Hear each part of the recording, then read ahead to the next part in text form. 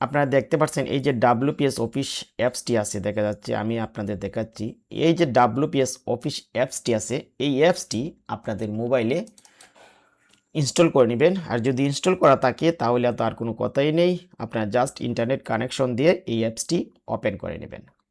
দেখেন অ্যাপসটি যখন ওপেন হবে তখন এইরকম পেজটা আসবে। তখন আপনারা অনেকেই প্রশ্ন করেন এটা টাকা ছাড়া ব্যবহার করতে পারি না। আসলে এটা ব্যবহার করতে কোনো টাকা লাগে না, আপনারা ফ্রিতেই ব্যবহার করতে পারবেন।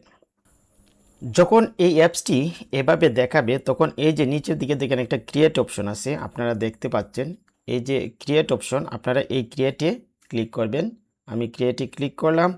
ক্রিয়েটে ক্লিক করার সাথে সাথে আপনারা বিভিন্ন ধরনের অপশন পেয়ে যাবেন। যেহেতু আপনারা এমএস ওয়ার্ডে এই তালিকাটি তৈরি করবেন, আপনারা প্রথমে এই যে ডক অপশনটি আছে এই ডক অপশনটি ওপেন করবেন বা ডক ফাইলটি ওপেন করবেন।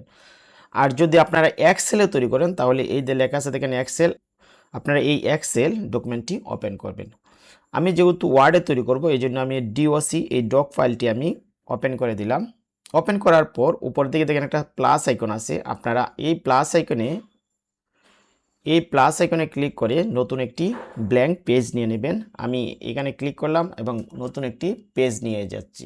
দেখেন আমার পেজটি চলে আসছে। প্রথমে আমার যেহেতু এখানে একটা তালিকা তৈরি করব, সেই তালিকার নাম থাকবে যেমন অভিভাবক তালিকা। যেহেতু এটা বিদ্যালয়ের জন্য তৈরি করতেছি, আমি অভিভাবক তালিকা তৈরি করব, এই জন্য আমি এখানে ক্লিক করব।